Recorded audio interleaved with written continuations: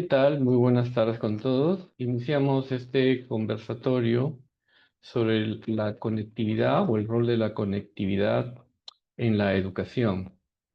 Para este conversatorio tenemos que aclarar que la misión del Internet Society es justamente uno de los temas, es contribuir a la disminución de la brecha digital.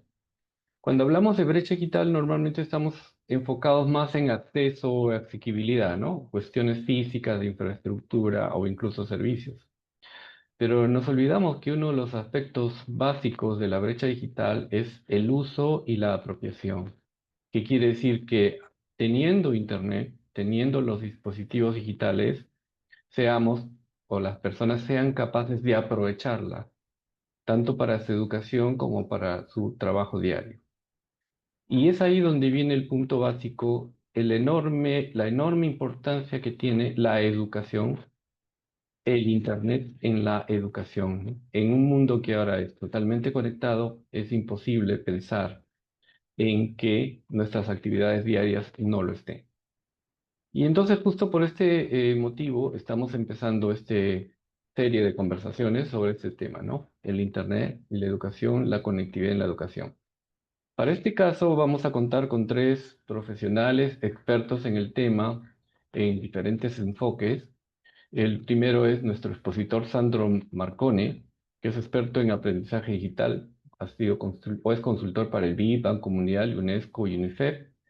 Tiene más de 25 años de experiencia en el tema. Como anécdota, lo conocí a Sandro hace muchos años, cuando él estaba viendo el proyecto, o el famoso proyecto ya, Huascarán, ¿no? Y como panelista tenemos a Lucía Curio, también muy conocida dentro del ambiente de la educación. Ella actualmente es la CEO en el grupo EduTech, un grupo formado, como dice su lema, para educación, para innovación y para certificar competencias. Tiene un premio, un reconocimiento de mujeres en tecnología. Lucía actualmente es muy reconocida en el campo de la educación. Y nuestro segundo panelista es Carlos Luna Zafra, actual gerente general y fundador de la empresa Generación Tech, que es una organización dedicada a promover la educación tecnológica y el STEAM en todos los niveles educativos.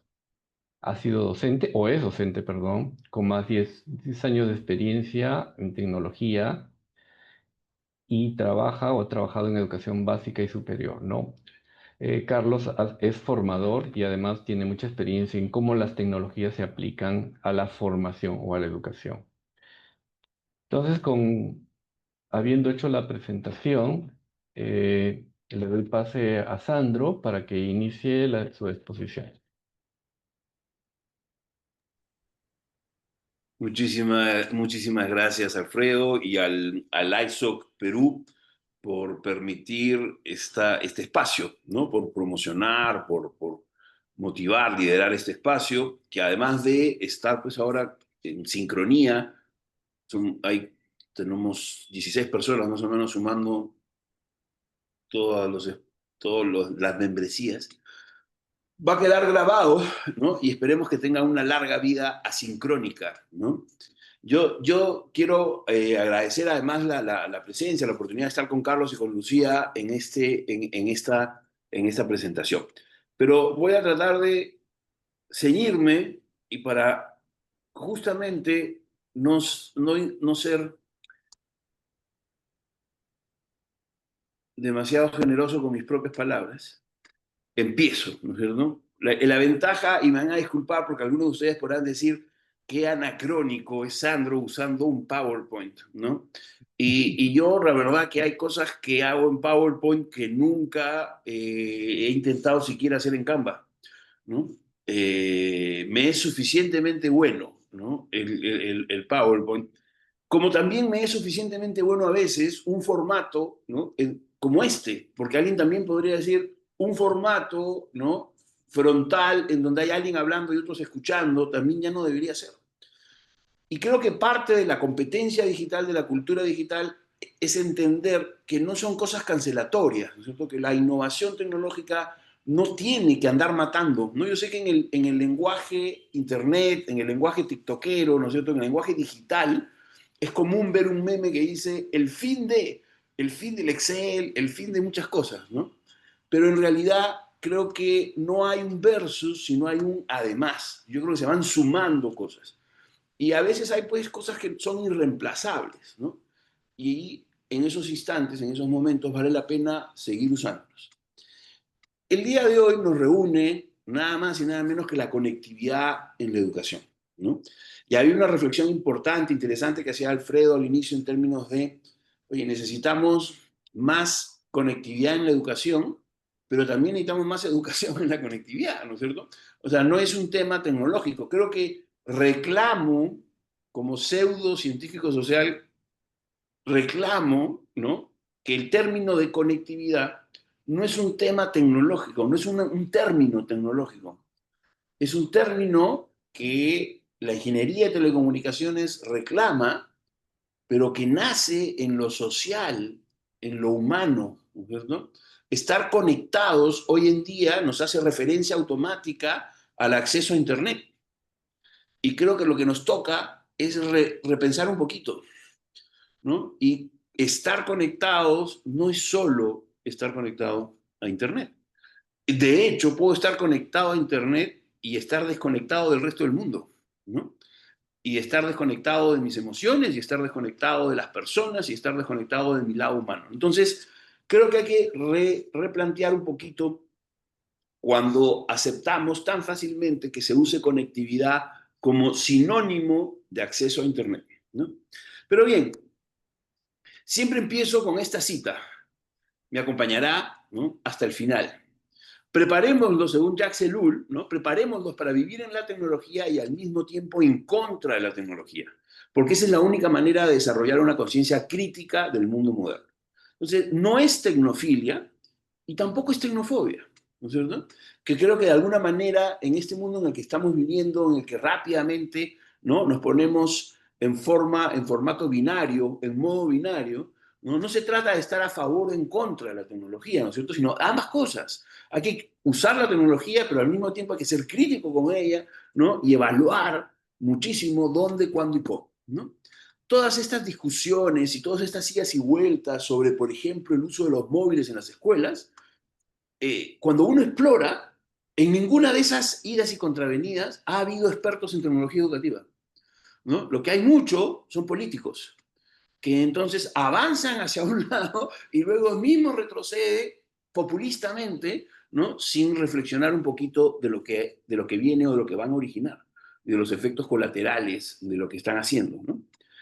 Y en esa lógica les comparto este primer pantallazo, que además es complejo, ¿no es cierto? ¿Qué le decimos? Primera lámina, primera transparencia, cualquiera de esos términos también es un desastre, porque ya no son ni una cosa ni la otra, ¿no? En este pantallazo lo que tenemos es información de las Naciones Unidas para las Telecomunicaciones, ¿no? Y es el 68% de la población mundial es usuaria de Internet.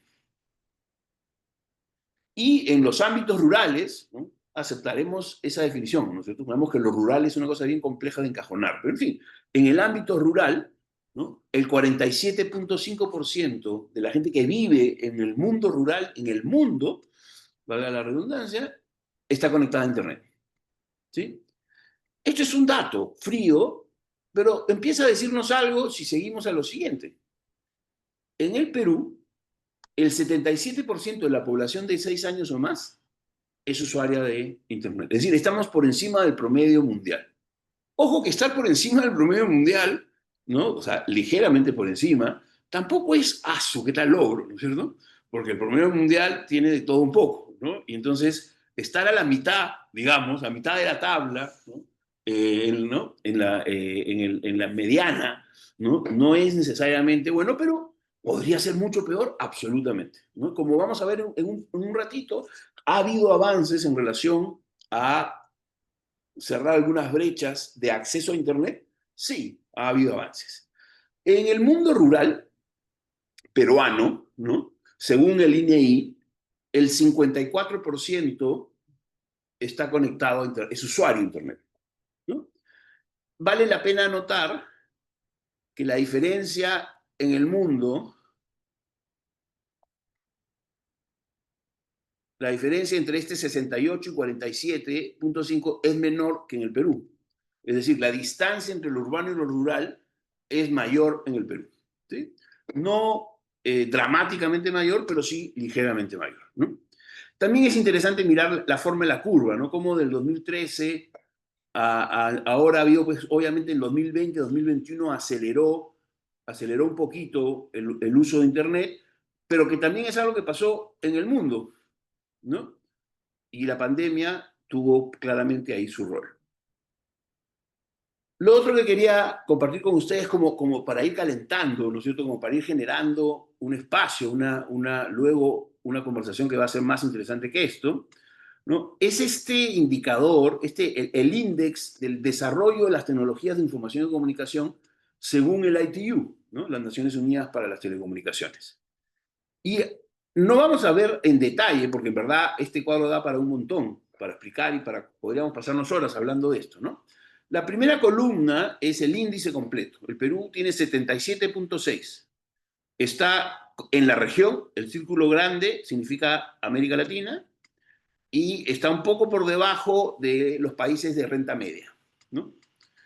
Pero lo interesante es que para el ITU, este índice de tecnologías de información y comunicación empieza a dividirse en dos. Una cosa que ellos llaman el acceso universal, que es lo que los que estamos metidos en esto desde los 90 conocemos pues muchísimo, porque era la bandera. Para muchos de nosotros el acceso universal era lo que había que conseguir. Y el otro, ¿no? Que para mí es un concepto relativamente nuevo, aunque creo que ya no es tan nuevo en verdad, que es el de conectividad significativa. Entonces a mí me parece genial de esto, más que los números en sí mismos, y luego podríamos ver en detalle cómo se compone esa conectividad significativa, y para mi gusto queda todavía mucho en el mundo de los fierros, en el mundo de los bits y los bytes, ¿ya? Pero me parece que es interesante porque la propia ITU reconoce que eso de andar midiendo simplemente pues, el porcentaje de usuarios en el país o en el mundo no era suficiente, ¿no? Y que había que sofisticar, ¿no? Profundizar un poquito más en qué cosa es lo que estaba sucediendo, ¿no? Les dejo ahí la fuente para que vayan a verlo. Es interesante, efectivamente, hay un desagregado de cada una de estas cosas que también vale la pena mirar. Mirando, haciendo un clic, ¿no es cierto? Profundizando un poquito. Hace unos años, en el 2018, como parte de un artículo, si no me equivoco, o como parte de la mesa que cuando era consejero del Consejo Nacional de Educación se armó, esa mesa de transformación digital para la educación, preparamos un cuadro desde culturadigital.p con información del ITU y del INEI, ¿cierto? Este cuadro era interesante porque medía el porcentaje de hogares, no de individuos, sino de hogares.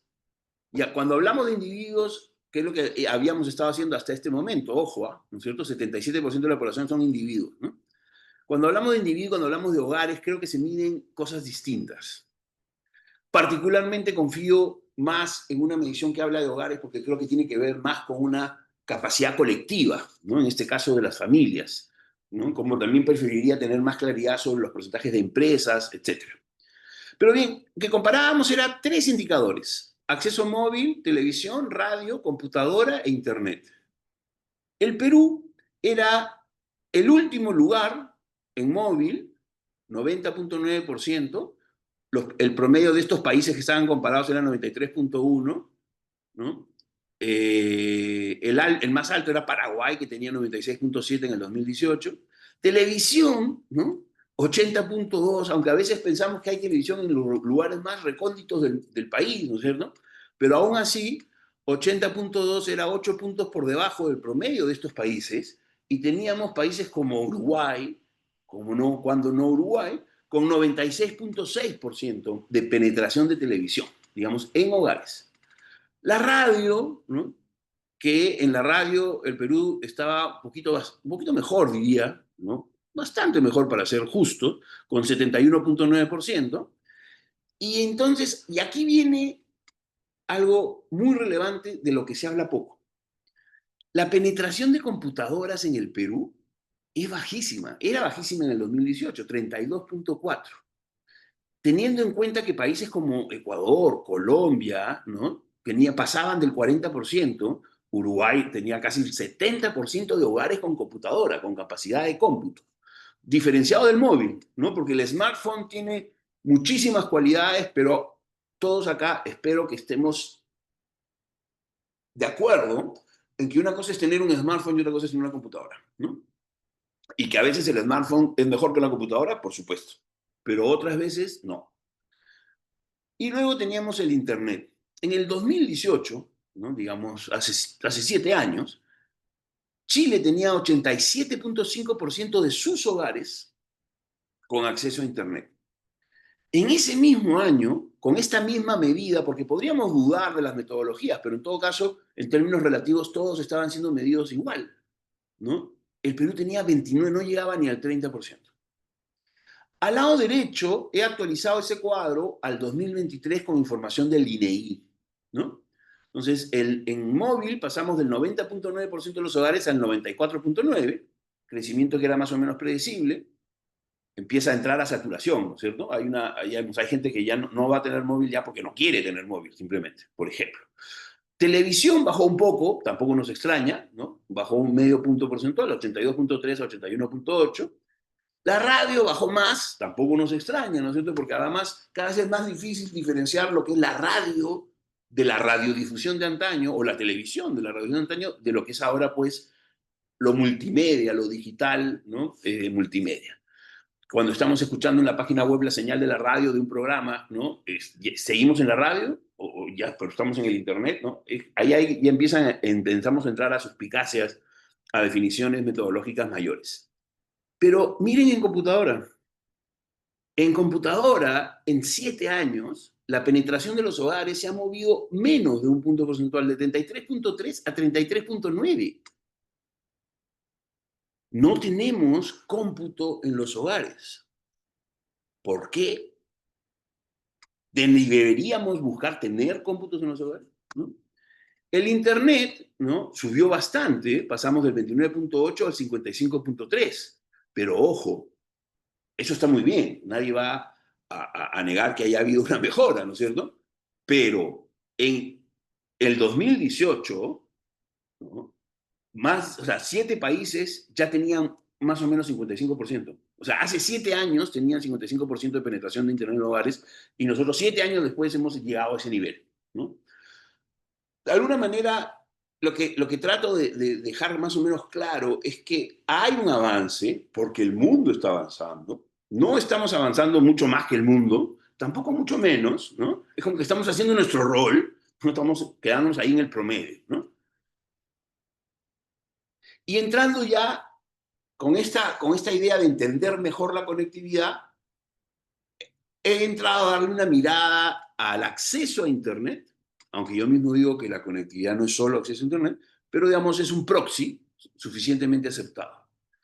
Estas son unas curvas que preparé para ese documento en ese entonces, para el 2018, ¿no? La curva roja es instituciones educativas de primaria urbanas. La línea azul son instituciones educativas de primaria rurales. Y lo que he agregado, ¿no? O sea, pueden darse cuenta que esa línea verde que marca los dos gráficos, porque en el gráfico de abajo están escuelas, pero secundarias, ¿no? En la misma lógica, rojo urbano, azul rural. Y la brecha se ha cortado, ¿no? Hasta el punto de quiebre, el verde, que es más o menos en el 2019, digamos, prepandemia, en realidad, vean cómo las curvas se iban alejando, se iban abriendo. O sea, lo urbano se conectaba cada vez más y lo rural cada vez menos, ¿no? Igual en secundaria, menos gramático, pero seguían separándose, se abría la brecha. En los últimos años eso se ha transformado, ¿no? Y ya tenemos pues el 84.6% de las instituciones primarias urbanas conectadas con acceso a Internet y 23.7% de las rurales.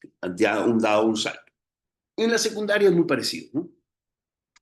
Se ha subido, 89, la tendencia es subir, y sobre todo pareciera que hay un ámbito en donde se ha mejorado notablemente, que es en la secundaria rural, ¿no?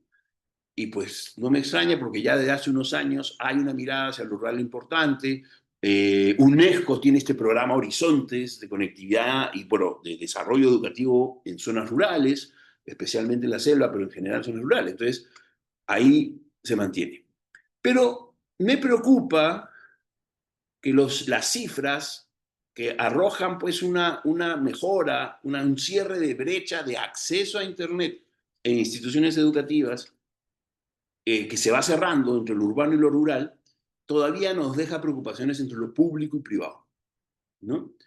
Entonces vean el 43.9% en el 2023. Una cosa que también vale la pena notar es que en un mundo conectado, si estuviéramos realmente conectados, ¿cómo es posible que el Ministerio de Educación y el Instituto Nacional de Estadística solo nos dé esta información al 2023? Ya son hace casi 2 años, ¿no? Podríamos tenerla ya a estas alturas del 2025, esta información podría estar en el 2024, ¿no? En fin, el 43.9% de primaria, ¿no? Pero pública 33.9% y privada 81.6%. A grosso modo, una brecha de 47.7%, ¿no es cierto? La brecha es más complicada que eso, pero como un indicador a grosso modo. En secundaria, y no solamente eso, aquí bajó, ¿no? Yo que no creo que esta diferencia entre 49.3 y 47.7 sea estadísticamente significativa. La verdad que lo dudo. No he hecho el test. Pero en secundaria no bajó, sino la brecha aumentó, ¿no?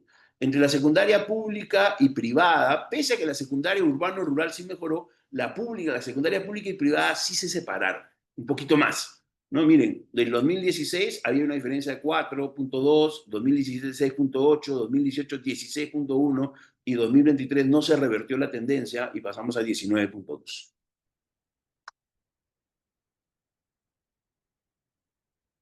Mientras que va cargando yo solo quiero hacerles no sé si es una palabra, es una confesión, sino en todo caso compartir con ustedes una sensación compleja que tengo a raíz de lo trabajado en el último año y medio. El último año y medio he tenido oportunidad de ver, de visitar instituciones educativas en Cusco, en Cajamarca, acá en Lima, con la intención o con la misión de mapear capacidades institucionales para desarrollo de proyectos de tecnología digital y aprendizajes, muy enfocado en los aprendizajes. El punto es que, claro, en el análisis de gabinete, que podríamos decir que es ¿no? En el análisis de gabinete hay, pues, ¿no? Un prendido apagado. Una institución educativa está conectada a Internet o no está conectada a Internet, ¿no? Entonces, si está en uno, pasa a ser parte del 84.6%, está conectada a Internet y nos quedamos tranquilos. Lo que yo he visto en estos meses es que cuando una escuela, aunque tenga acceso a Internet pagado por el Minedu, en casi el 50% de los casos, la institución educativa tiene una segunda y hasta una tercera conexión, ya no pagada por el ministerio, sino pagada por los padres de familia o por los propios docentes para poder hacer gestión, ¿no? Eso quiere decir, bueno, no solo eso, sino que muy pocas de las escuelas que figuran en este cuadro como acceso a Internet y que nos podrían decir, ya, tranquilo, misión cumplida, ¿no? Muy pocos de ellos tienen una red de área local. O sea, las aulas no están interconectadas entre ellas y a veces tienen Wi-Fi o Wi-Fi, ¿no? Pero que tienen limitaciones serias y restricciones serias, ¿no? Por falta de capacidad de conectividad interna, ¿no? Ojo que uno podría tener una red local en donde las aulas, las secciones de todos los grados de primaria y secundaria o incluso inicial se conectan entre sí y eso no implica conexión a Internet, ¿no? Eso no hay muy pocos son los casos, muy pocos tienen servidor escuela, ¿no? Muy pocos tienen dominios propios, o sea, como decía Alfredo, cuando nosotros salimos, dejamos de hablar de acceso y empezamos a hablar de uso y de apropiación, nos damos cuenta que la estadística se vuelve más ciega y sorda de lo que pensábamos, ¿no? Y lo peor es que en la discusión pública permanentemente seguimos desarrollando problemas de acceso, ¿no? Por ejemplo, ahora el asunto de los móviles. ¿Tienen o no tienen, ¿no? acceso? y cuando en el fondo el problema no es de acceso, el problema es de uso y más aún de apropiación. Pero entonces, claro, más allá de mirar los detalles en la estadística de conexión, ¿no? Quiero presentarles, comentarles a aquellos que no conozcan, este es un modelo, una propuesta de intervención, de trabajo, de desarrollo, de aprendizaje digital. El modelo básicamente lo que dice es, oye, todo depende del propósito, del contexto y de los individuos con los que se trabaja. Cualquier intervención de tecnología tiene que tener claro el propósito, y si estamos hablando de intervención en educación, el propósito tiene que ser pedagógico, ¿no? Si quieren, educativo para incorporar la gestión también. Tiene que tener obviamente claro el contexto, ¿no? Y cuando hablamos de contexto no solamente estamos hablando de la institución educativa, el contexto de la propia institución educativa, sino el contexto del aula, ¿no? El contexto del aula y también a los individuos, ¿no? Porque lo que funciona para Alejandro, Federico y Emilia no funciona necesariamente para Francisco, Mónica y Pilar, ¿no? A ese nivel. Y los que han tenido experiencia en trabajo de aula lo saben mejor que yo. Yo puedo tener dos secciones de tercer grado de primaria y pueden ser dos universos distintos. No necesariamente por estar en tercer grado de primaria y por tener, se supone, más o menos la misma edad, significan el mismo desafío. Entonces, este modelo habla de 5 elementos, 5 pilares en una intervención. Este es un modelo que se desarrolló por primera vez en el 2012, cuando yo estaba en el Ministerio de Educación por segunda vez como director general de tecnología educativa, y se formula el proyecto de inversión pública Oportunidades Digitales de Aprendizaje con Tecnología de Información y Comunicación, más conocido como ODA-TIC.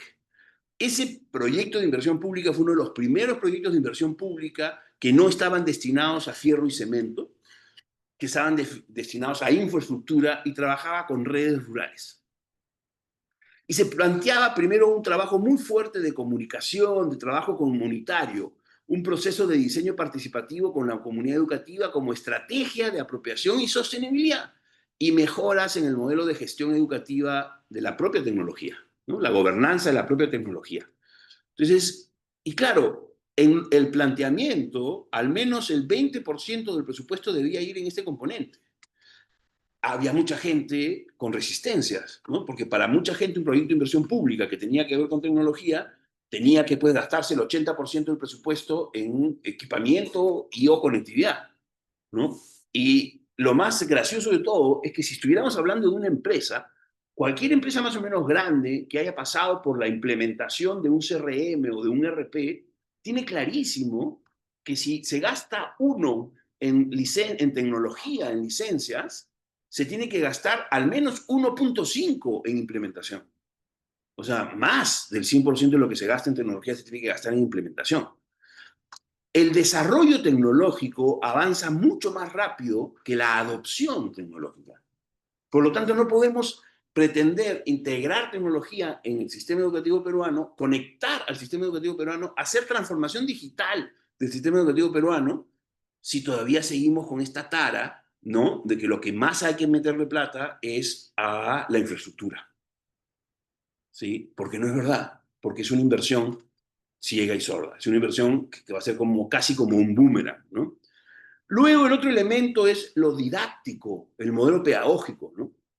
Nosotros proponemos el aprendizaje digital interactivo, ¿no? Un ejemplo de aprendizaje digital interactivo, porque siempre me preguntan, la gente que cree que la flexibilidad en la educación es casi como una quimera, ¿no es cierto? Es un biosinodoro. Entonces, acaba de salir una noticia, que creo que es Google, que ha armado un material, un libro de matemáticas, una serie de libros, y en función, los ejemplos, los ejercicios, todo el contenido del libro se adecúa a los intereses de cada uno de los niños. Si el chico está interesado en la música, los ejemplos, los problemas, todo tiene que ver con música. Si está interesado en fútbol, si está interesado en cocina, si está, ¿no? Todo ese tipo de interactividad es algo que todavía no vemos suceder en el Perú. Estamos lejos de entender siquiera, porque la pandemia aceleró muchas cosas, pero también aceleró esta idea de que la tecnología solo sirve para resolver, ¿no? El problema de la distancia, ¿no? Entonces, claro, la educación a distancia se ha levantado muchísimo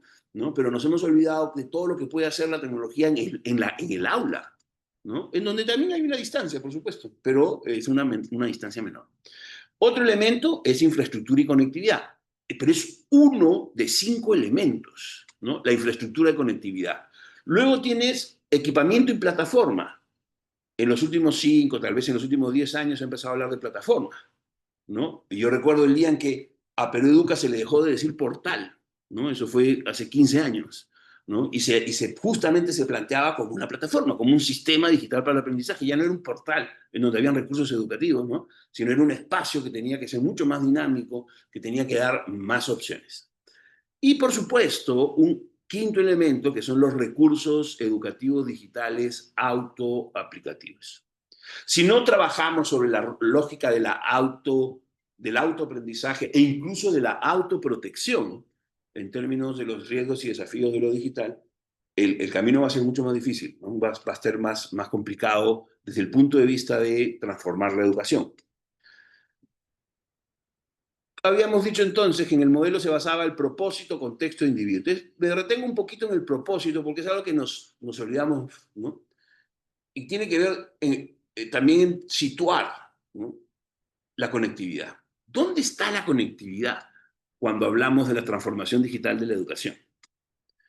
Y está ahí, en rojo, ese pedacito. Ese pedacito es conectividad.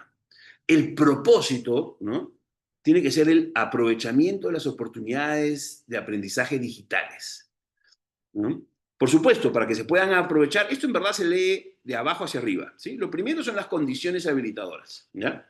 ¿Cuáles son las condiciones habilitadoras para nosotros? Conectividad, equipamiento y competencia digital docente. Sin esas tres no podemos avanzar.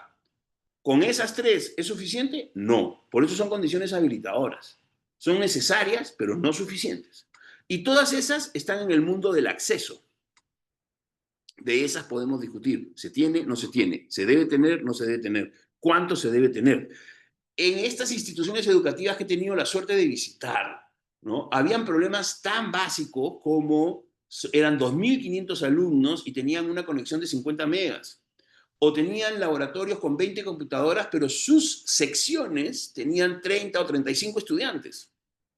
Entonces, esas escuelas, cuando uno mira la estadística, están conectadas a Internet, están en el lado de la tarea fue cumplida, pero se dan cuenta qué tipo de conectividad tienen, qué tipo de desarrollo, qué tipo de trabajo, de utilidad les puede estar dando, ¿no? Con 50 megas para 2.500 alumnos, con laboratorios en donde en verdad es casi un 2-1, porque si son 20 computadoras y son 35 alumnos, ¿no?, en realidad es casi 2 chicos por computadora, ¿no? Pero peor aún, sin un guión pedagógico claro, ¿no? En muchas de esas computadoras se enseña a usar programas informáticos, independientemente, muy lejos de lo que podríamos todos desear, que es una integración, ¿no?, más sólida, más profunda. Luego del acceso, de las condiciones habilitadoras, empieza el uso, ¿no? Y entonces se tiene que generar oportunidades digitales de aprendizaje.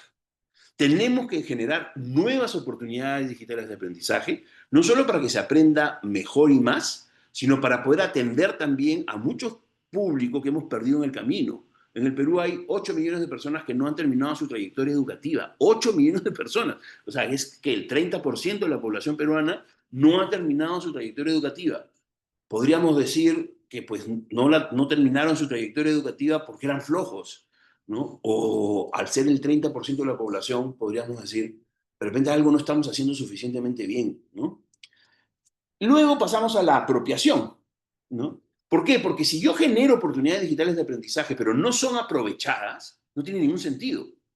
Y esto es fundamental, porque en un país como el nuestro, la equidad tiene que ser una bandera.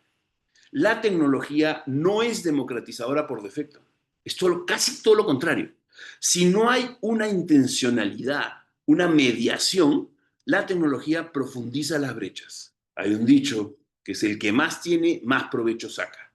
Y el ejemplo es sencillo. Si yo llevo tecnología a una institución educativa por primera vez a la institución educativa, ¿no?, y le damos el mismo equipo, el mismo dispositivo, con la misma conexión a Internet, con el mismo software, a 15 chicos y chicas, los que más provecho le van a sacar por defecto, sin hacer nada más que entregárselo, es los que ya habían tenido antes acceso a tecnología, ya sea por su familia, por su primo, por su tío. Los que realmente se estaban encontrando con la tecnología por primera vez son los que menos provecho le iban a sacar. Por lo tanto, es clara la mediación del docente, la mediación de la escuela. Tiene que ser la escuela la que desarrolle y trabaje la equidad en el uso y apropiación de la tecnología. Entonces, si empezamos a regular y a sacar la tecnología de la escuela, ¿dónde va a quedar esa tarea? ¿Y las familias? Están peor. ¿Dónde? ¿En los amigos? ¿Dónde es menos peligroso, por decirlo de alguna manera, aunque a mí no me gusta hablar de peligros, sino desafíos?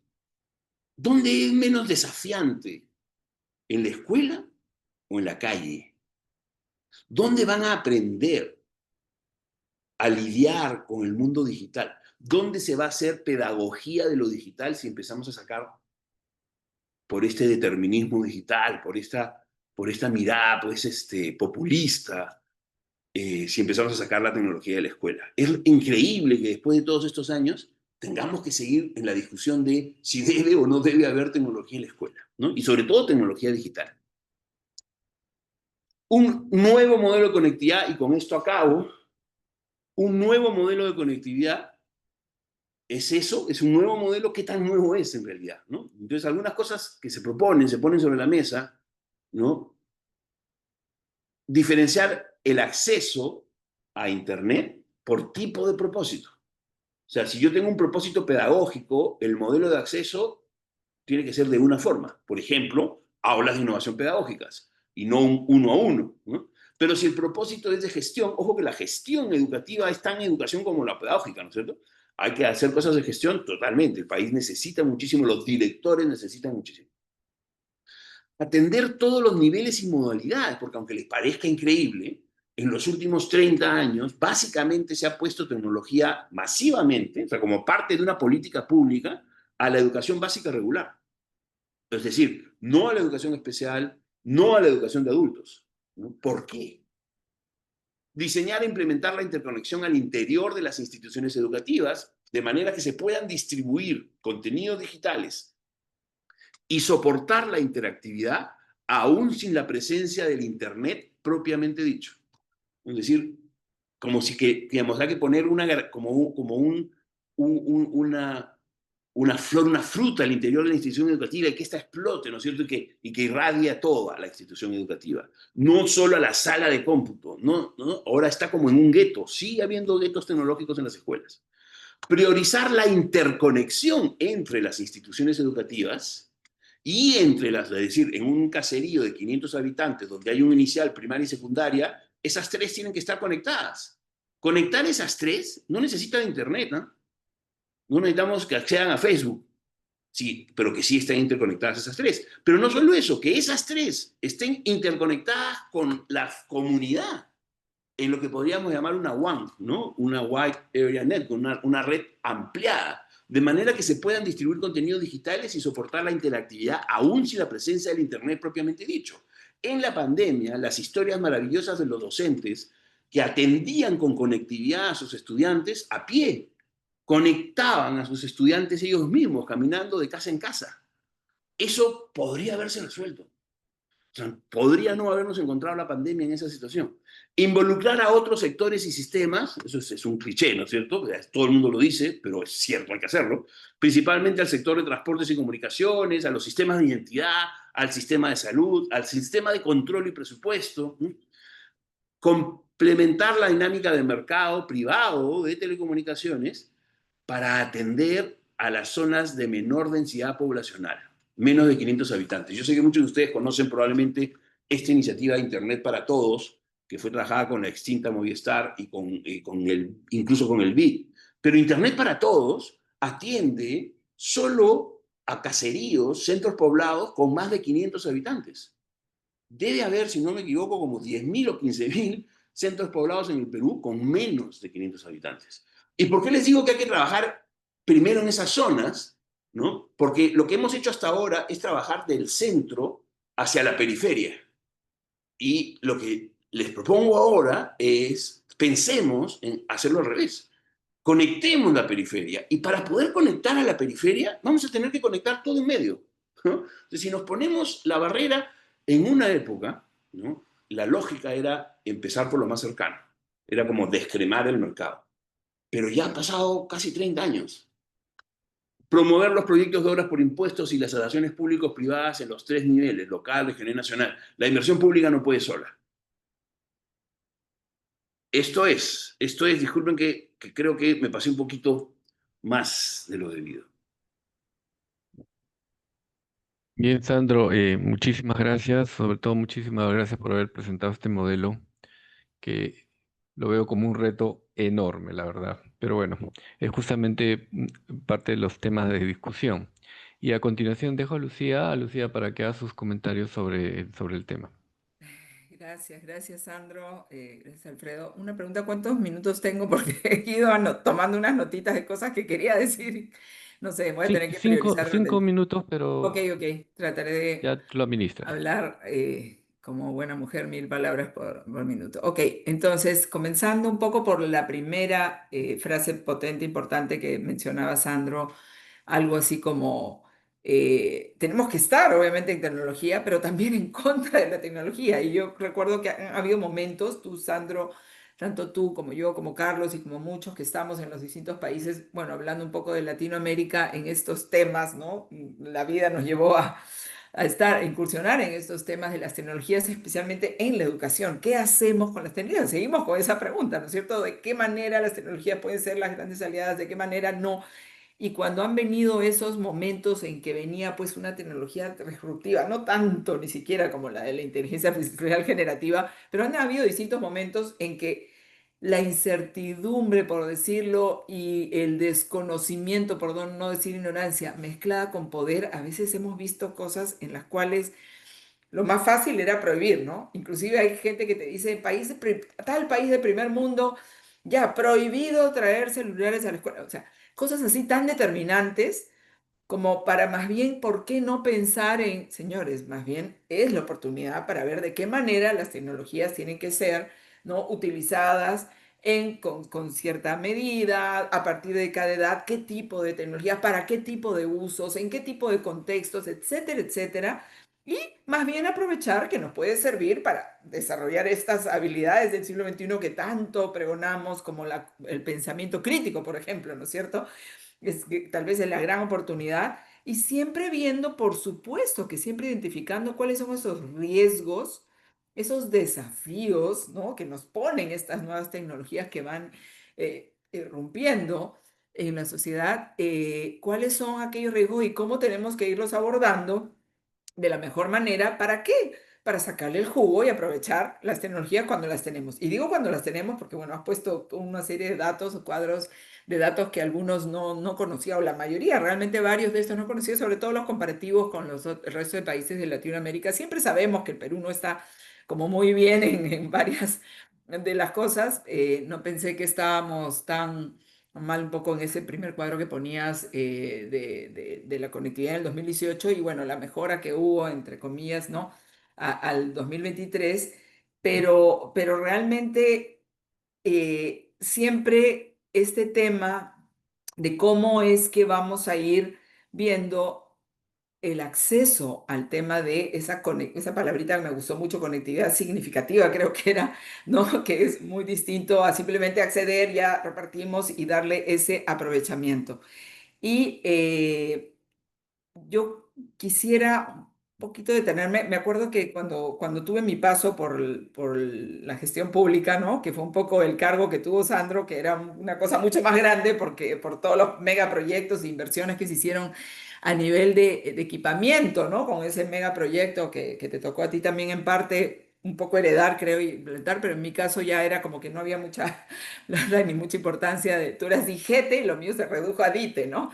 Y en ese momento nos invitaron en algunas oportunidades a algunos países y uno de estos fue en Reino Unido, estuvimos. Y claro, llegas a escuelas, ¿no? Públicas, obviamente, donde en los países de primer mundo, pues la educación de calidad es la pública, y te encuentras con que de manera natural, obviamente había todo, o sea, todo lo que tenga que haber como recursos de última tecnología, o sea, en ese momento era un poco la moda, si quieres, de pizarras digitales, pero estaba el profesor con los chicos, con las pizarras digitales, con cada uno con un dispositivo, la conectividad, ni soñando que podía haber sido un issue, ¿no? Algo que podía faltar, todo, y todo se desenvolvía, y entonces naturalmente aprovechaban cada una de estas herramientas, cada uno de estos recursos de la mejor manera, ¿no? Para los propósitos de aprendizajes y en ciertos contextos obviamente se podían dar el lujo de decir acá de ninguna manera la tecnología, o sea, acá como de lo que decías, acá contra la tecnología para este propósito, o sea, es otro mundo, ¿no es cierto? Cuando de ahí regresas a tu cruda realidad y te encuentras, cuando estuve en mi paso, otra vez repitiendo, les comento por la gestión, otra cosa que tú también la has dicho con tanta importancia en tu última, si no me equivoco, en tu última diapositiva, de algo que yo les llamaba, ya, los que nunca nada. O sea, porque lamentablemente me encontraba con una cantidad de burócratas, no en el mal sentido de la palabra, porque era mucha gente que estaba queriendo hacer patria y entrar en la gestión pública, pero que muchos te decían, el requisito para poder implementar algo piloto tiene que ser colegios tipo Alfonso Ugarte, o sea, sí, públicos, pero que estén con todas las condiciones para empezar a probar algo. Es decir, nunca íbamos a llegar a la Amazonía, nunca íbamos a llegar a comunidades altoandinas, y todavía teníamos como 500, me acuerdo, si no me equivoco, escuelas en el país sin corriente, sin energía. ¿No? A las que sí habían llegado esa OLPCs y obviamente estaban bien guardaditas en los closets, pero que todavía no iba a llegar nada hasta que no probemos, es decir, los que nunca nada iban a tener. Entonces yo sí creo que eso que llamas la periferia es crítico que hagamos. Por ahí tenemos que empezar, aunque no nos dé el numerito como gestor público para decir, mira, check, ¿cuánto has logrado con esto, con eso? No, yo creo que tenemos que realmente ser bastante radicales en esta llegada a eso. Me apena saber lo que tú lo comentaste de que Internet para Todos también tenía su requisito. Estuve en esa mesa, creo que tú también estuviste cuando recién ellos lanzaban, ¿no es cierto? Y decían que iban a llegar a todas esas zonas y todo, pero resulta que después siempre terminas poniendo esa condición que siempre generas un crecimiento de brecha que va a subsistir, ¿no?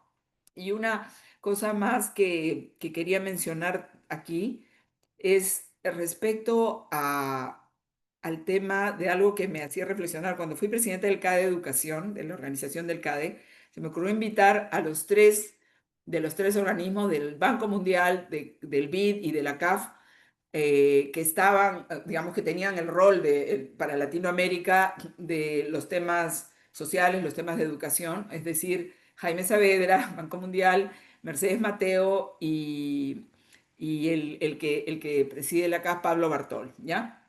A que discutan sobre, o sea, ¿qué podemos hacer en términos de innovación? En ese momento el tema del CADE era innovación, innovación con tecnologías también, pero en general innovación. ¿Qué podemos hacer, ¿no? Para realmente en nuestros países, pues, lograr que los niños comprendan un texto acorde con su edad, por ejemplo, ¿no? Teníamos ese dato del Banco Mundial que solamente 1 de cada 3 niños de nuestro país comprende un texto acorde con su edad. Entonces, ¿qué hacemos?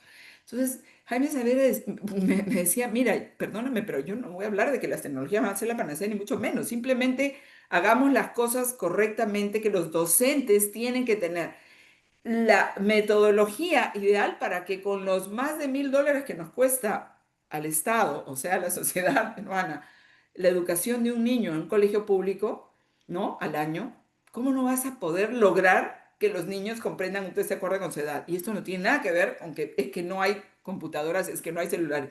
Ojo que no quiero decir con esto ni mucho menos que no, una vez que tengamos una buena metodología, de hecho vamos a poder acelerar el proceso si es que usamos esas tecnologías, esas plataformas, por ejemplo, inteligentes, para lograr un aprendizaje más personalizado, para que los niños tengan, con la conectividad, por supuesto, significativa de un buen uso y aprovechamiento, todo eso, por supuesto que va a poder ser. Pero nos quedamos con esa pregunta. Tuve la oportunidad Alfredo, me cortas nomás así radicalmente, así como le cortaste la presentación a Sandro, por favor, si me paso un minuto, pero no quiero dejar de mencionar esto. Tuve la oportunidad de que Heraclio Bonilla, o algunos de mis profesores de la Católica, de economía de la Católica, porque soy economista metiche, ya 28 años en educación, no vengo del ámbito de la educación, me, me invitaron a escribir el capítulo de educación en un documento que querían hacer, que terminó siendo de más de 1000 páginas, porque tiene varios capítulos, que era Transformaciones y Permanencias en 2 siglos de la República. ¿Y eso por qué querían hacerlo? ¿Por qué querían escribir?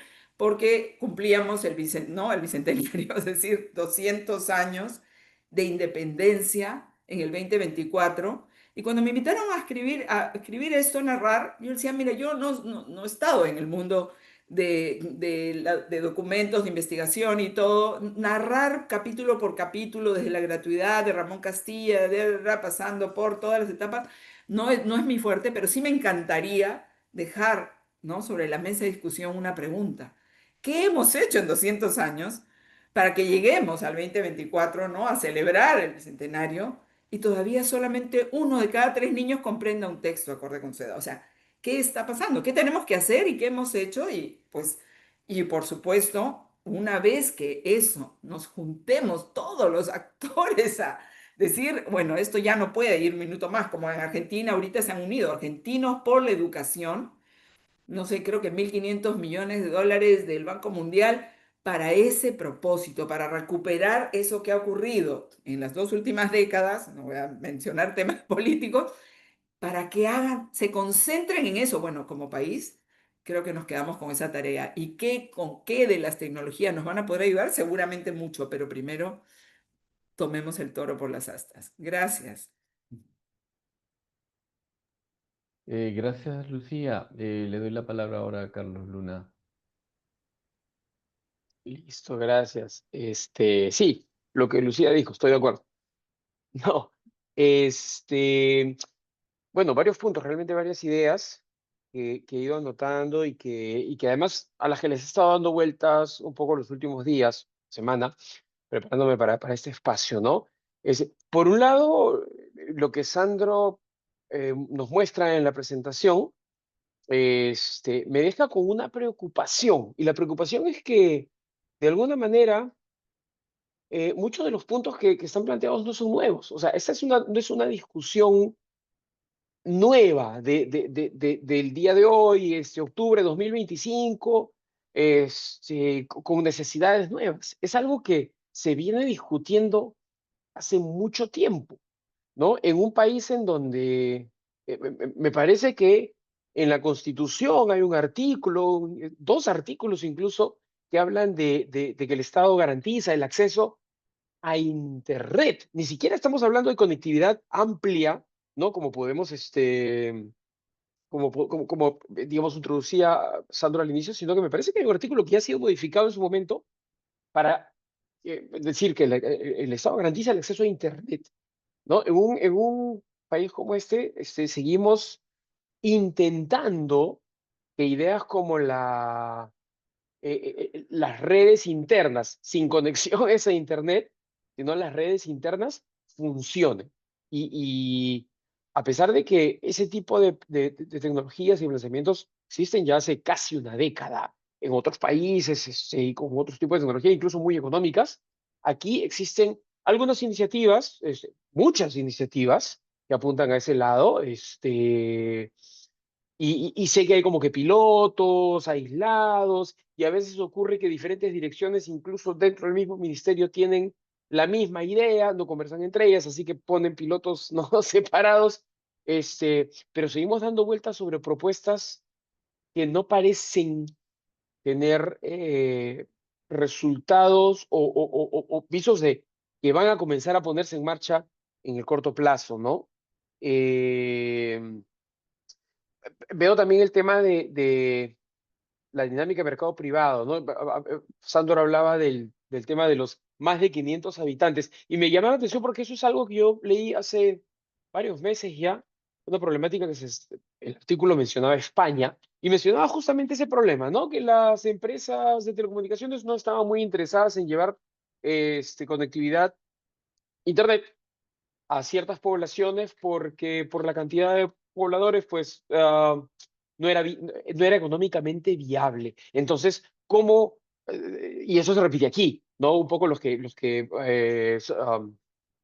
mencionaba hace un rato, ¿no? Los que no nunca, o no sé qué frase mencionó, pero que los que sabemos que no van a llegar porque no son económicamente viables, los que de alguna manera no van a poder pagar la torre, ¿no? O el repetidor. ¿Qué estrategias como país se pueden desarrollar para que, bueno, por un lado, tener esa conectividad interna que ya permita ciertas dinámicas, pero que también requiere una implementación? Es decir, no es que eso cae de los árboles, ¿no? ¿Quién impulsa eso? ¿Quién empuja? ¿Es el Estado? ¿Son las entidades privadas que tienen que comenzar a solucionar lo que el Estado no puede solucionar? ¿Y hasta cuándo? Porque una vez que tenemos eso funcionando, es como que ya estos pueblos de menos de 500 ya están atendidos. No necesitan internet porque ya saben utilizar su LAN interna, ¿no? Pero hay un aspecto más grande que si yo lo vengo, digamos, trabajando mentalmente hace varios días, y es el tema de la comunidad, ¿no? Sandro, tú mencionabas al inicio el tema de la conectividad como una cosa más amplia. Y yo siempre he equiparado Internet y la revolución de Internet con las rutas de comercio que se van a establecer, los caminos que se establecen entre los pueblos de antaño, ¿no? Un pueblo aislado es un pueblo que no va a gozar de ese intercambio, no solamente de bienes, sino de conocimientos también. Pero, de alguna manera, es un pueblo que está seguro por ir a aislamiento, ¿no? No va a estar ni contaminado ni atacado porque está lejos, es difícil de llegar a él y en esa oscuridad hay cierta seguridad, ¿no? Y por supuesto cuando se establecen rutas de comunicación viene el intercambio de bienes, pero también hay un peligro que viene de afuera, ¿no? Y me centro específicamente en cosas como, por ejemplo, la identidad cultural. ¿Cómo preparamos a nuestras poblaciones no conectadas, para que en el momento en que estén conectados, porque estamos hablando de los beneficios, estamos hablando de la educación y las herramientas y las dinámicas, ¿no? Pero no podemos dejar de mirar los peligros, y los peligros que no solamente van por el lado de que me hackeen la cuenta de internet, o que ingresen los fake news, sino que comencemos a desaparecer como culturas, comencemos a no vernos representados en ese mundo externo que llega y al que queremos pertenecer de repente porque es maravilloso, ¿no? Y entonces nuestra propia identidad comienza a diluirse para de alguna manera tragarnos y hacernos parte de esa bola externa. Eso me parece que es algo que debe trabajarse a nivel, sí, totalmente escuela, pero sin dejar de lado la comunidad, porque como mencionaba, no me acuerdo si fue Lucía o tú, Sandro, hay muchas cosas que en la escuela sola no se puede. Y se tiene que reforzar a nivel de familia, a nivel de comunidades. Eso es algo que me parece que muy poco se menciona, muy poco se trata, pero que me parece crucial porque si no, nos va a pasar como lo que ocurre en ahora la era de los grandes modelos de lenguaje, en donde el mundo se resume en una colección de datos con las que han sido entrenados el modelo, y si tú no eres parte de ese modelo, dejas de existir en esa representación de mundo y corremos el peligro justamente de que desaparezcan ciertas expresiones, ciertas culturas por justamente no existir en ese modelo, ¿no? Bueno, eso es un poco lo que quería compartir, las ideas que quería compartir en este contexto. Gracias, Carlos. Muy relevante el aspecto de la comunidad. A ver si conversamos un poquito más más adelante. Por ahora quisiera concentrarme en dos preguntas. Tenemos dos preguntas. La primera dice, en todo este contexto, ¿los colegios privados tienen alguna responsabilidad o deber para poder maximizar las condiciones habilitadoras con el fin de que sea sostenible? No sé quién quiere responder esta pregunta de los colegios privados. Yo puedo ensayar una muy breve respuesta, en verdad, que tiene que ver más con mi ignorancia sobre la escuela privada. Es mi sensación, ¿no? O sea, porque lo que yo he estado metido todos esos años es fundamentalmente mirando la escuela pública. Pero es mi sensación que a la escuela privada no se le debe obligar a ciertas cosas, ¿no? Creería que la labor del Estado tendría que estar más bien en alumbrar, iluminar las mejores prácticas para que la escuela privada adopte, tome, ¿no?, lo que vale la pena tomar. Yo creería que ya a estas alturas del partido deberíamos haber encontrado cuáles son los incentivos que la escuela privada debe recibir, debe tener, ¿no?, para construir lo tecnológico, lo digital, más allá del marketing, ¿sí? Y hay también que reconocer otra cosa, que es, aunque las escuelas privadas se erigen, se ven como la panacea, hay que recordar que hay mucha precariedad también en las escuelas privadas, ¿sí? Entonces, no todo lo privado por defecto es bueno. De hecho, muchas escuelas privadas salen peor en los resultados de aprendizaje que las escuelas públicas. Lo que pasa es que tenemos en este país 100 escuelas privadas de altísima calidad. Sí, bueno, de repente 120, no sé, pero no más, ¿no es cierto? El resto de escuelas privadas son escuelas garaje, ¿no? En donde podríamos cuestionar seriamente la calidad, incluso más. Entonces yo creo que no hay una obligación, debería haber un incentivo, ¿no? Debería haber un marco de trabajo, un marco teórico que sí podría estar financiado por el Estado, ¿no? En colaboración con universidades, que se definan rutas de trabajo para la escuela privada, que la escuela privada quiera adoptar, que reciba y adopte, ¿no? Más que una obligación. No sé si entendí bien el sentido de la pregunta. Bueno, la leí la pregunta como estaba formulada y de repente, Carlos, tienes una opinión dado que tú eres profesor en una escuela privada, ¿cierto? Sí, sí, pero a ver, más allá de ser profesor, yo en la pregunta veo ahí una palabra que me parece clave, el tema de sostenible, ¿no? Para que eso sea sostenible, o sea, para que pueda permanecer en el tiempo, tiene que poder ser, ya poniéndonos así, crudos y fríos, tiene que poder ser financiable en el tiempo. O sea, las condiciones, y hablando de infraestructura y hablando de capacitación, ¿no? Tienen que poder mantenerse en el tiempo, ya sea capacitando a los nuevos docentes que van entrando o mejorando su capacitación, manteniendo los equipos, renovando, y eso genera un costo. Entonces, en ese sentido, yo creo que la escuela va a poder maximizar las condiciones siempre y cuando esas condiciones finalmente la lleven a algo que le dé valor a la propuesta de la misma escuela y que el padre de familia, que finalmente es quien va a pagar las pensiones y que va a poder financiar esas mejoras, esas condiciones habilitadoras, también lo vea de valor, y aumente la cantidad de estudiantes o por lo menos se mantenga dentro del contexto, ¿no? No lo pongo como que la escuela solamente ve números, pero lo pongo como algo totalmente realista. O sea, cualquier mejora, cualquier condición que se vaya a establecer en una escuela para que sea sostenible, tiene que poder pagarse en el tiempo, ¿no? Entonces, tiene que haber un flujo de dinero. Si no, si me cuesta más mantener que lo que recibo mes a mes, entonces a las finales no va a ser sostenible. Bien, acá tengo otra pregunta. A ver, desconozco si hay capacitación de la plana docente en la educación pública en materia informal. ¿Debe ser responsabilidad del Ministerio de Educación capacitar a su personal docente en las TIC? ¿Minedu cumple con esa responsabilidad? ¿Cómo contribuyen las universidades con esa labor? De repente, Lucía, ¿nos puedes ayudar con esta pregunta? Lucía, estás en mute, Lucía. Alfredo, perdona, la primera parte no te escuché bien, si me puedes Ok. repetir. Solamente decir la capacitación de la plana docente en materia informática, dice, ¿ah? Sí. Si debe ser responsabilidad del Ministerio de Educación y si el MINEDU lo estaría haciendo y cómo contribuyen las universidades en esa capacitación.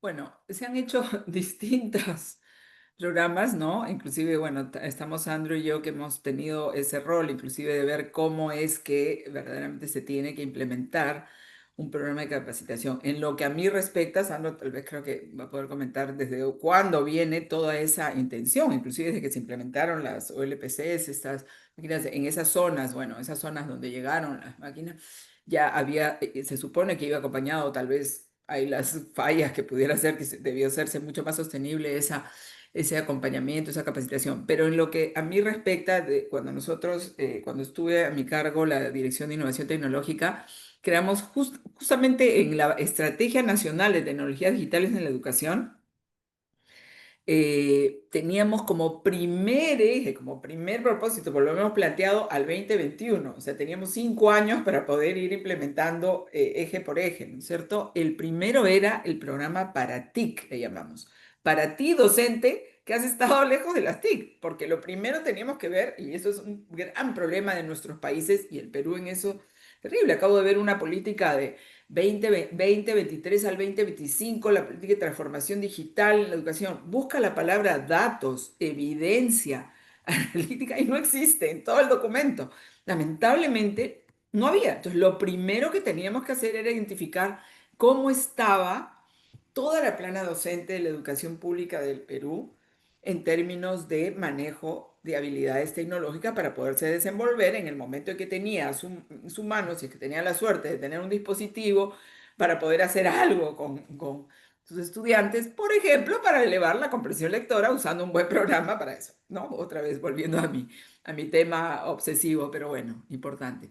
Y entonces eso lo hicimos. Primer capítulo, ese diagnóstico. Y con esa data, bueno, ahora sí vamos primero a los que nunca nada, obviamente, a los que nunca nada. Claro, muchos de estos ni siquiera tenían un dispositivo, eran escuelas, como les digo, que no tienen energía, pero teníamos que buscar cómo solucionar el asunto, porque el siguiente año, el siguiente capítulo, el siguiente propósito era equipar a los docentes, una vez que ya han tenido un programa de capacitación, equiparlos con un dispositivo que sea su herramienta, ¿no? Para llevarla al aula y para, obviamente, que tenía conectividad. Claro, seguíamos soñando, pero bueno, ya la historia política, ya ustedes la saben mejor que yo, ¿no? Hoy día, ¿cómo está? No sé, Sandro, si tú sabes algo de cómo estamos hoy día con respecto a eso, si se están, o sea, es un programa realmente que se está trabajando, ¿no? Sandro seguramente nos va a poner más al día. Sí, sí, hay dos o tres cositas que creo que son fundamentales. Uno, creo que es importante reconocer que no hubo seguimiento, lamentablemente, a la estrategia nacional que diseñó Lucía en su momento, ¿no? No hubo seguimiento, se dejó que esa estrategia muriera sin continuidad, ¿no? Entonces, el primer y gran problema yo creo que tiene que ver con eso, ¿no? Continuidad, desde el punto de vista de políticas públicas, o sea, para dejar de trabajar o mirar anécdotas, ¿no? Lo que pudimos hacer en 6 meses, en un año, y poder hablar de política pública, necesitamos tener escenarios, horizontes, tenemos que tener continuidad, ¿no? En realidad, Uruguay, con el Plan Ceibal, y el Perú, no empezaron muy distinto. Exacto. La gran diferencia es que durante 20 años, si no me equivoco, el director ejecutivo de Ceibal fue la misma persona, Miguel.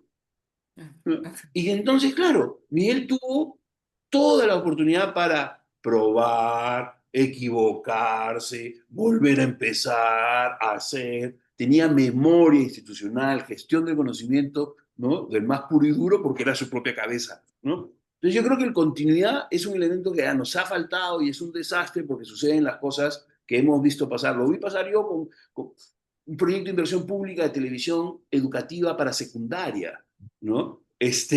Y ahora veo, porque veo, la DITE está activa. Yo no soy seguidor de las redes del Ministerio de Educación porque a veces es la única forma de enterarse, ¿no? Entonces hay Docentes Tech que han sacado, que claro, no es una cosa innovadora en términos de que no hay nada pues nuevo, pero pareciera que es un intento sólido, ¿no? En trabajar. Está Aprende con TikTok. Eso se me pareció más chévere, ¿no es cierto? Acaban de sacar una iniciativa de Aprende con TikTok, ¿no es cierto? O sea, yo creo que hay cosas que se están moviendo, pero nuevamente lo que decía Lucía, evidencia, data, continuidad, salir de la anécdota, o sea, ¿cuánto tiempo va a durar esto de Aprende con TikTok y luego con eso qué se va a hacer, ¿no? Hay un problema de continuidad. Y lo otro es que haciendo un mea culpa, ¿no? Porque yo estuve en el 2000 en el proyecto Huascarán y regresé en el 2011, justo después de la implementación de un laptop por niño, ¿no? Y entonces he mirado, he visto mucho y he metido mucho la pata, ¿no? Y una de las grandes metidas de pata, ¿no? Es tratar de enseñarle a los docentes a enseñar con tecnología. Es un sinsentido. Lo que hay que hacer es hacer pedagogía de lo digital. Hay que enseñarle al docente a ser un ciudadano digital, a aprender con lo digital. Y desde ahí, Va a ¿no? poder. Va a tener la solvencia para hacer su chamba, pues. Es un profesional de la educación. Desde ahí va a poder enseñar. Pero entonces, yo llegué, pues en el 2011 habían 100.000 docentes capacitados en tecnología, que maravilloso, son 500.000 docentes, son 100.000 es un montón. Y luego fui viendo los años, ¿no? Y año tras año eran los mismos los que se capacitaban, ¿no? Porque había pues esta lógica del certificado por el certificado y no del conocimiento en sí mismo. Entonces, sí, hemos metido la pata ahí. Nosotros, un buen docente no debería necesitar mucha capacitación. Debería ser autoaprendizaje. O sea, un buen docente hoy, ¿no?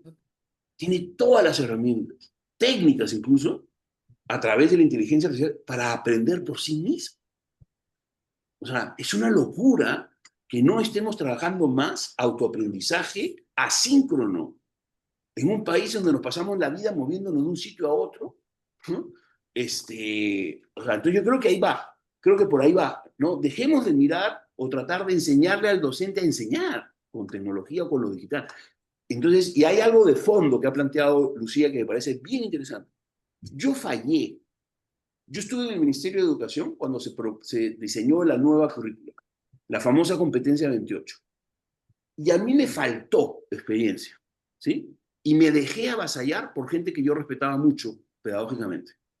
Y entonces primó la lógica de la tecnología como soporte. Uso de TIC, que ahora me saca urticaria. Uso de TIC, ¿no?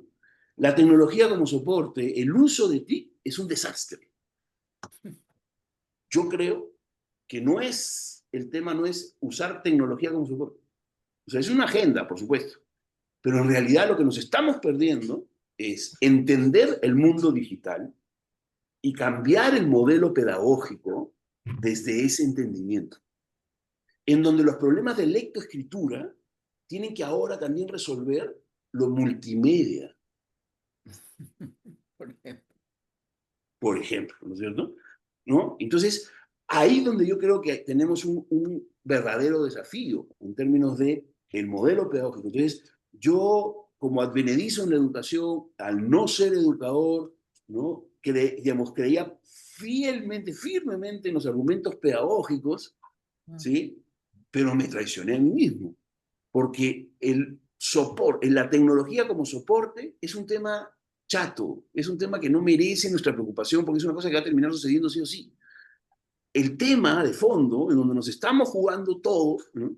Es en entender el mundo digital y tener un sistema educativo que eduque para un mundo digital. Porque ya está aquí. No se trata de si va a venir o no. Ok, Sandro, como comentario, si le llamamos pensamiento digital, una forma de pensar que es diferente a la que para hacerlo las cosas bien simples, ¿no? Casi binarias, es el pensamiento lógico versus pensamiento digital. No es así, ¿ah? No es que sea uno o el otro, porque en realidad es una mezcla de muchas cosas. Pero sí es cierto que, digamos, la tecnología como soporte es una parte, pero en realidad la tecnología no solo cambia los procesos, cambia también la forma como pensamos, cambia también la forma como diseñamos soluciones. Si nosotros no entramos en ese mundo como país, pues seguiremos siendo un país atrasado. Yo quería terminar esta parte con una reflexión que ustedes pueden hacer sobre un tema que en ISOC todavía no lo estamos tocando, porque lo está tocando todo el mundo, que es la inteligencia artificial. Entonces, y digo, no lo estamos tocando porque hay muchos temas de base que empiezan a perder el sentido cuando solamente se habla de una sola cosa, ¿no? Sin embargo, el impacto que tiene y va a tener sobre nuestras vidas es y va a ser enorme, ¿no es cierto? Entonces, yo solo les pediría a ustedes una reflexión una reflexión sobre cómo ven ustedes el impacto de la inteligencia artificial en la educación. Y bueno, no sé por quién puedo empezar de repente por Carlos. Carlos, tú podrías empezar a darnos una pequeña reflexión sobre el impacto de la IA en la educación. Ok, mi postura sobre el tema de la IA es bien odiosa, así que no se vayan a asustar. Por un lado, a ver, eh, obviamente cuando se me hace esa pregunta, estamos pensando en la IA generativa, ¿no? Porque, digamos, la visión artificial lleva con nosotros muchísimos años y a nadie le importaba, este, hasta que llegó ChatGPT. De hecho, y a mí me parece más interesante incluso el tema de Internet, porque sin Internet no hubiera ChatGPT y nadie en el mundo común, de a pie, le hacía caso a la inteligencia artificial hasta que llegó Internet. O sea, la inteligencia artificial ya está dando vueltas por ahí, pero hasta que llega Internet nadie le hace caso, ¿no? Para mí, la inteligencia artificial generativa es la campaña de marketing más exitosa de los últimos años, porque ha puesto sobre la mesa un producto que tiene fallas y que lo vende como si fuera el producto más grande de los últimos tiempos. O sea, todos los productos chatbots tienen una línea abajo que dice XXX puede cometer errores. Por favor, verifique la información. ¿No? Es como que nos vendan, para mí, es como que nos vendan un auto con una tarjetita que dice, podría un día no prenderse. Tome sus precauciones y tenga a la mano un Uber. ¿No?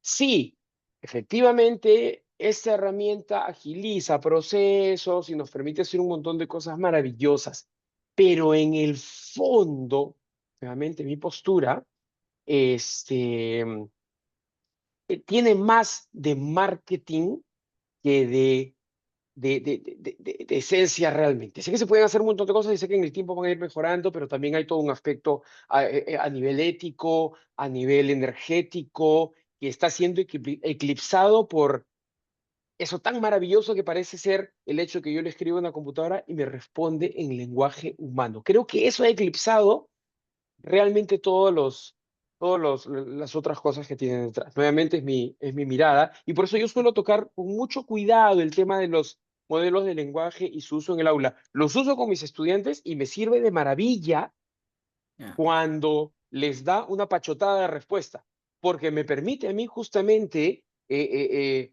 reforzar el tema de que, oye, verifica tus fuentes, ¿no? Ya está, consúltale a la IA y luego contrástalo con este otro sitio y luego contrástalo con este otro sitio y hasta Wikipedia, mira, ¿no? Porque no es un gurú infalible, es una herramienta más. Eso sería lo que podría decir sobre la IA generativa, ojo, modelos de lenguaje. Gracias, Carlos.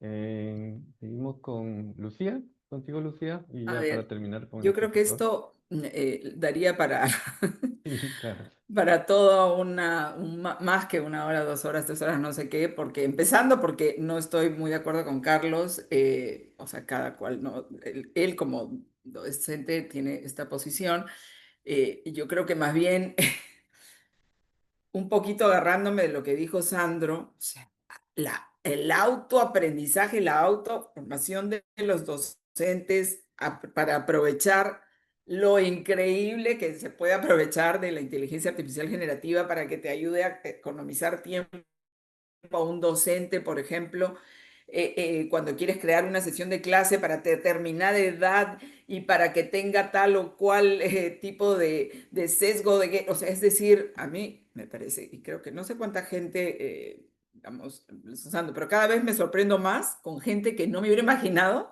y que el rato que la cogió le está sacando el jugo a todo ese provecho. Que hay cuestiones, por supuesto, hay un capítulo dentro de la inteligencia artificial generativa que tenemos que abordar, que es el aspecto ético y todo.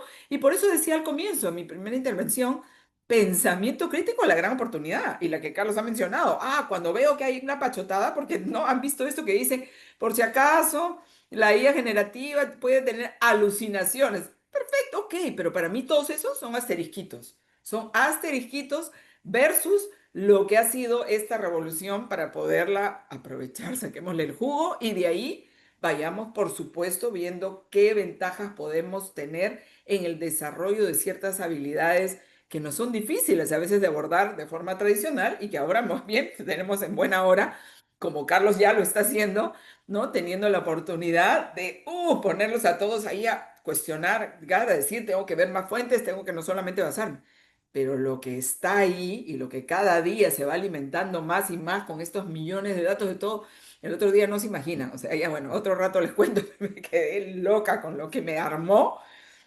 wow, wow, wow, así que bueno, gracias. Yo tengo que irme, pero Sandro, por Gracias, supuesto, Lucía. de su Muchas gracias, cierre. Lucía.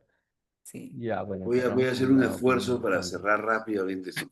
Yo, o sea, creo que lo que estamos viviendo en relación a la inteligencia artificial es como el primer día en la creación de la Tierra. ¿Ya? Creo que en realidad no vale la pena, tal vez, discutir mucho qué es hoy o qué no es hoy la inteligencia artificial. Creo que el punto es que tenemos que empezar a integrarla, no a usarla, a integrarla, porque lo que va a hacer en 6 meses y lo que va a hacer en un año, también es cierto que hay una burbuja, hay un boom, ¿no es cierto? Y lo que se ve más es justamente el marketing de la inteligencia artificial, ¿no? Lo más fancy, ¿no? Lo más vistoso, los videos tan fáciles de hacerlas, ¿no? Los memes. Pero detrás de todo eso, la metáfora creo que más fácil de hacer y de entender para todos es si uno tiene, alguna vez ha tenido un asistente de cátedra o un asistente de investigación. Yo he sido asistente de una investigadora de educación de Patricia Regui durante años. Y entonces, claro, Patricia, ¿qué tareas me mandaba a hacer a mí? Las que ella no podía hacer, las que ella ya no quería hacer, ¿no es cierto? Esas las hacía yo. Y cuando yo regresaba con la tarea hecha, Patricia agarraba lo que yo le entregaba y lo incorporaba en su texto sin leerlo. No, lo agarraba y en 30 segundos lo destrozaba y me lo devolvía. ¿No es cierto? Y yo tenía que rezar en varias iteraciones. ¿No? Usar inteligencia artificial generativa no es tener un asistente, es tener 1 millón de asistentes. ¿Ya? Y entonces hay tareas que hay que hacer con ellas. Y hay otras cosas que no tiene. El uso mediocre de la inteligencia artificial resulta un producto mediocre. La inteligencia artificial no crea sabios, la inteligencia artificial no crea expertos, no lo crea. Si uno entiende cómo funciona, se da cuenta de eso. No es un oráculo, es solo una gran máquina de calcular y medir patrones de unos y ceros. Es lo único que hace. No entiende nada. Solo tiene una gran capacidad de cálculo, de cómputo, de determinar clústeres de unos y ceros. ¿No? Si entendemos eso, la vamos a usar bien, ¿sí? Y nos va a servir, ¿no? Si no entendemos eso, vamos a pasar papelones. A mí lo que me encanta es justamente eso que mencionaba Carlos, esa frasecita, ¿no? De, oye, puede cometer errores. Me parece, pedagógicamente hablando, espectacular. Porque es como, oye, o sea, verifica pues, aprende a verificar lo que te dicen, aprende a verificar la fuente. Yo por jugar, le he corregido, yo uso ChatGPT, le he corregido a ChatGPT, el enlace que mandaste está equivocado. No, sí, está equivocado, verifica. Ay, sí, tienes razón. Perdemos de vista lo más importante, que era lo que mencionaba Carlos, es el tema del lenguaje, que es un chat, es una conversación. Y nos esforzamos en hacerlo difícil. Entonces hablamos de la ingeniería de los prompts. O sea, imagínense, el prompt, que es una palabra en inglés que tiene que ver con computadoras, ya es difícil. A esa le agregamos ingeniería, ¿no? Nos alejamos de todo el mundo, ¿no? Lo más divertido, y más productivo, más que tener el prompt perfecto, es la conversación, el ida y vuelta. Yo a veces empiezo el uso diciendo, ¿qué sabes de nutrición deportiva? Nada más. Y me contesta. Entonces, si es un tema que yo conozco, me doy cuenta al toque, ¿no es cierto?, cuál es el sesgo, ¿no? Y si no, me termina respondiendo y dice, ya, pero todo depende. ¿Para qué quieres esto? Entonces me hace preguntas. Es un gran maestro de preguntar. ChatGPT, si hay algo que sí enseña, es a preguntar, ¿no? Entonces yo siempre digo, el mejor curso de introducción para la inteligencia artificial es entrar a una herramienta, ChatGPT o la que quieran, y pónganle, actúa como docente y enséñame cómo puedes ayudarme en mi vida cotidiana. Y ahí tienen su mejor curso de introducción, no paguen ningún curso, hagan eso. Muy bien, muchísimas gracias, Sandro, muchísimas gracias, Lucía, Carlos Luna, por la presentación. En realidad Gracias. hay mucho más temas aquí. Este solamente es una introducción. Esperamos poder convocarlos nuevamente ya en aspectos más puntuales. En, en todo caso, les agradezco nuevamente, agradezco también a los asistentes por darnos su tiempo y nos estaremos viendo en una próxima webinar que organice el ISO. Nos vemos. Hasta luego.